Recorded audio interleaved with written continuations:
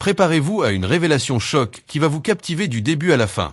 Tina Turner, la reine incontestée du rock'n'roll, semblait mener une existence idyllique. Une carrière légendaire s'étalant sur plus de 6 décennies, couronnée de 8 Grammy Awards, un mariage tardif avec un homme dévoué, Ervin Bach, et des millions de fans à travers le monde. Mais derrière cette façade de gloire et de succès se cachaient des secrets douloureux, des luttes intimes et des épreuves insurmontables que peu connaissaient. Presque 2 ans après son décès en mai 2023, son mari Ervin Bach brise enfin le silence dans des interviews récentes, confirmant des rumeurs persistantes sur les batailles de santé de Tina, ses démons intérieurs, et les sacrifices qu'elle a endurés pour devenir une icône. Dans cette vidéo, nous plongeons au cœur de sa vie tragique et triomphante, de son enfance marquée par l'abandon et la pauvreté dans le Tennessee rural, à sa rencontre explosive avec Ike Turner qui a lancé sa carrière mais l'a piégé dans un cycle d'abus, de ses tentatives de suicide et sa renaissance solo avec l'album mythique Private Dancer, à ses combats contre le cancer, les AVC et une greffe de rein offerte par Ervin lui-même.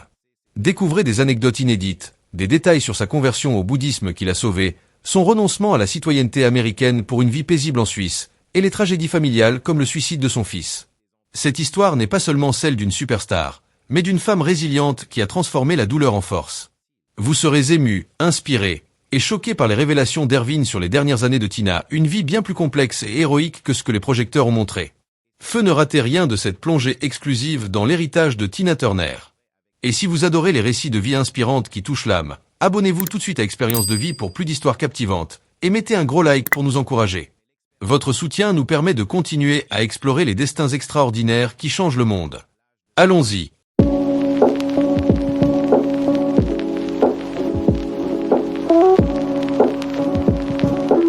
L'aventure commence maintenant.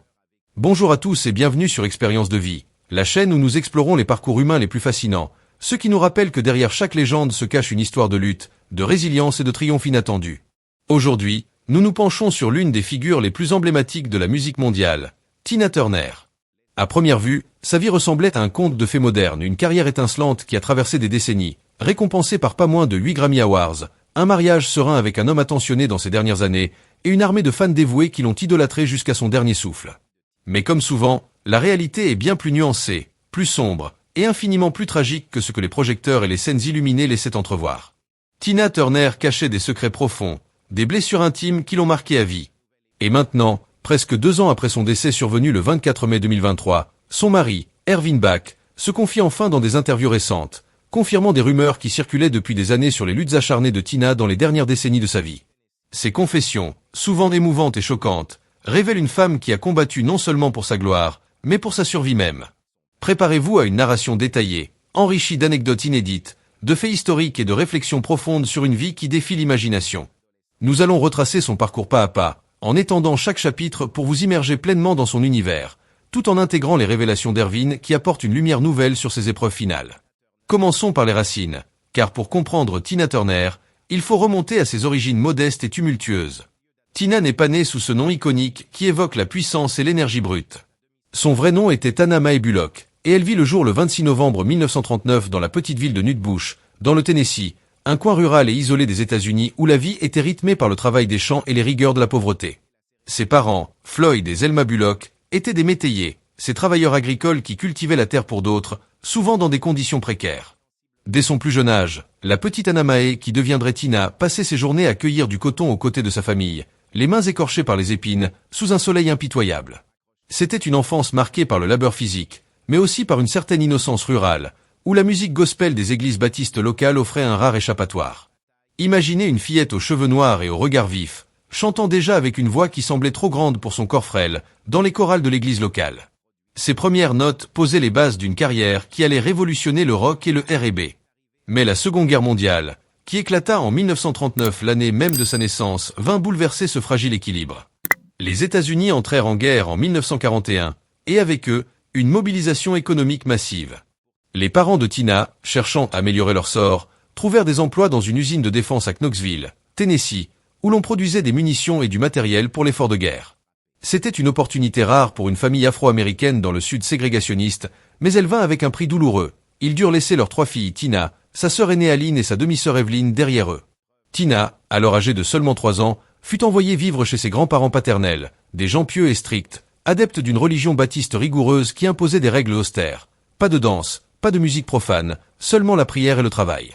Cette séparation forcée marqua profondément la jeune fille, Elle ne reverrait pas ses sœurs pendant des années, et ce sentiment d'abandon précoce s'insinua en elle comme une ombre persistante. Les grands-parents, bien qu'aimants à leur manière, étaient durs, les corvées étaient quotidiennes, et toute forme de rébellion était réprimée. Tina se rappelait plus tard, dans ses mémoires, comment elle se sentait comme une étrangère dans sa propre famille, une petite fille perdue dans un monde adulte impitoyable. La fin de la guerre en Europe, en mai 1945, apporta un semblant de réunion familiale. Les parents revinrent, et les enfants furent ramenés à la maison.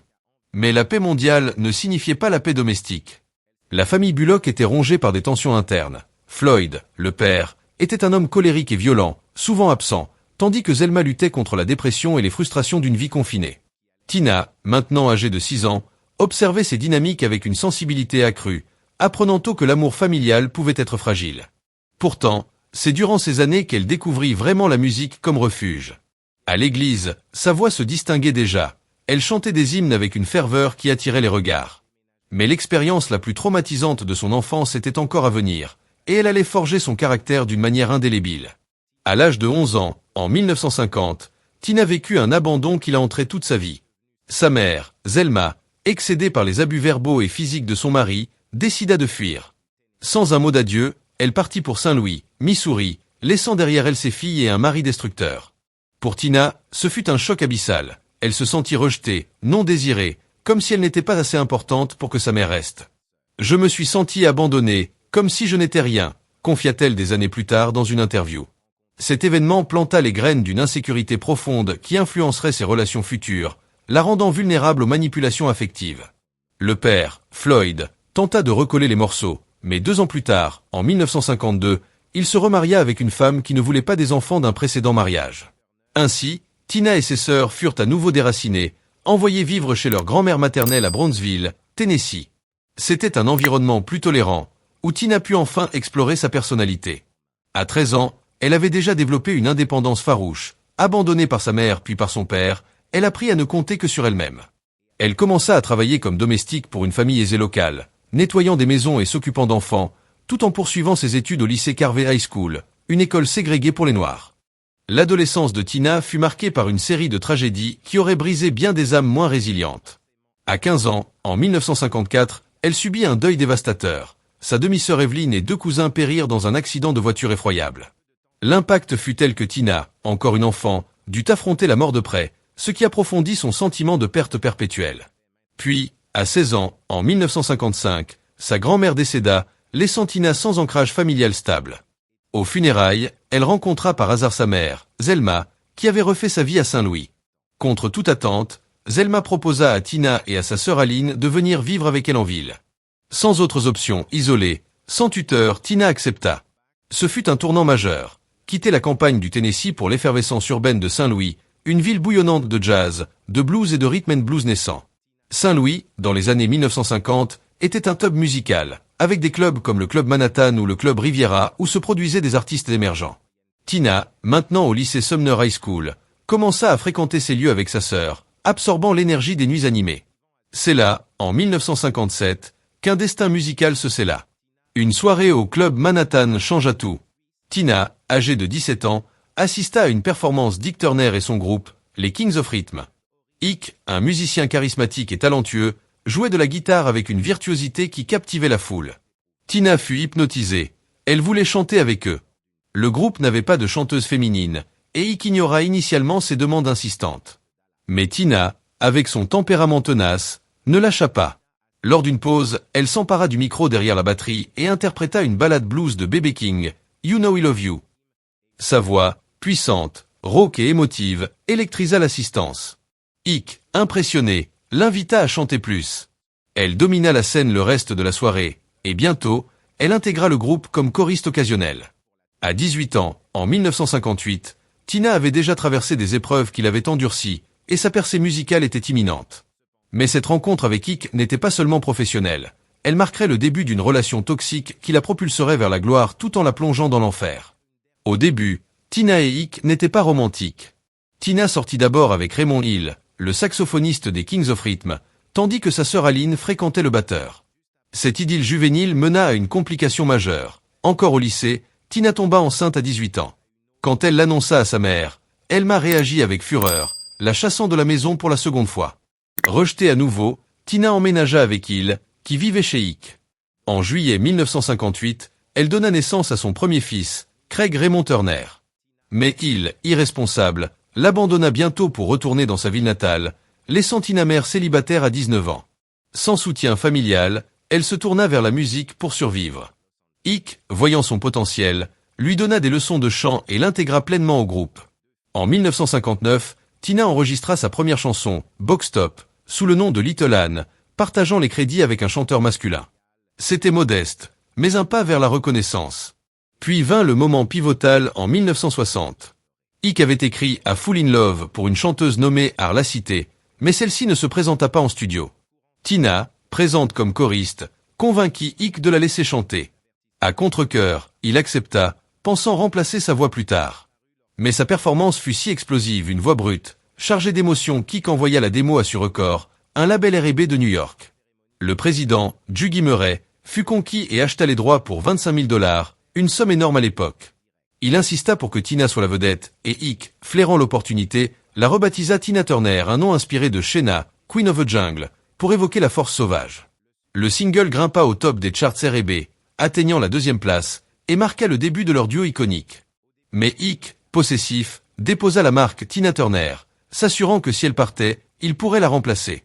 C'était un signe alarmant d'un contrôle qui s'étendrait bien au-delà de la musique. Leur relation romantique débuta en 1960, peu après la sortie de A Fool in Love.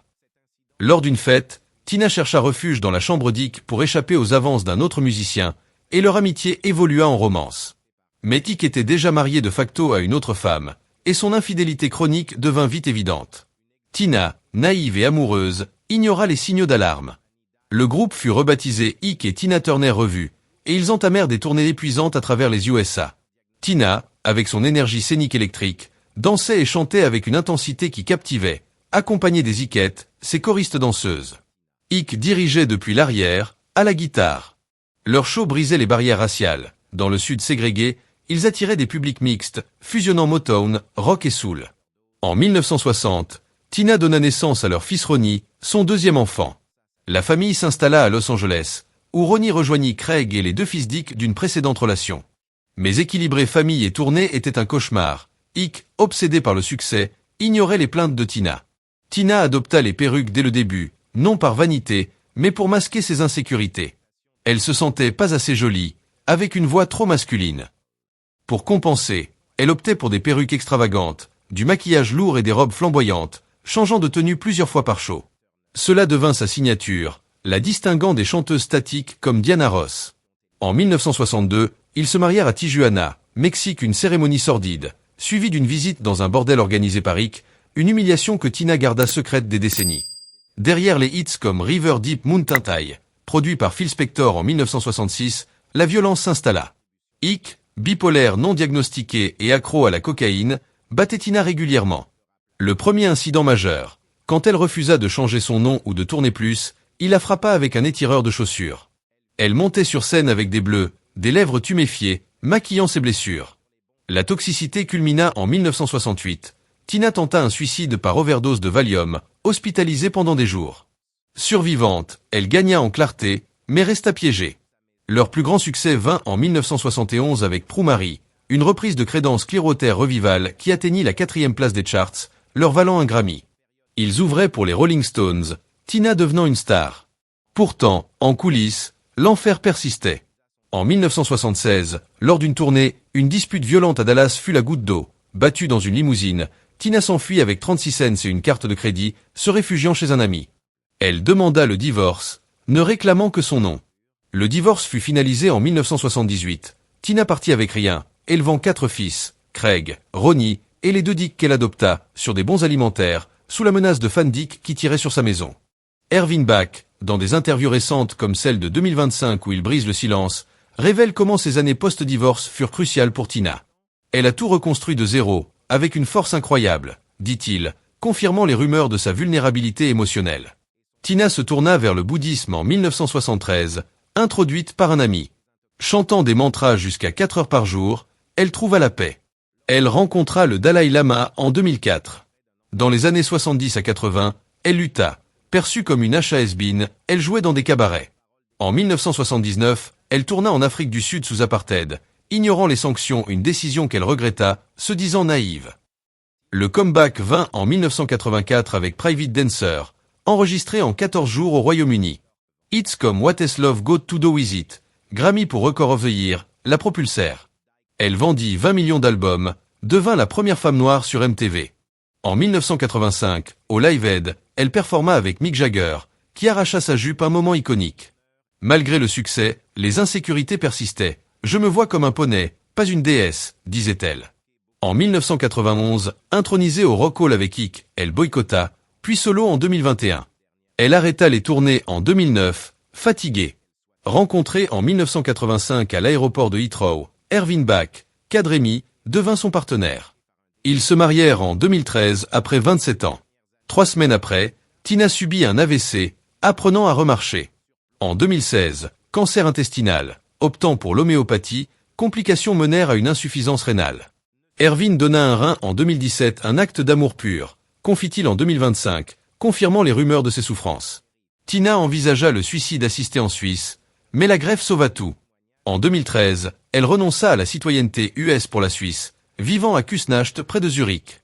En 2018, tragédie, son fils Craig se suicida à 59 ans. Tina dispersa ses cendres en mer. Elle publia My Love Story, révélant tout.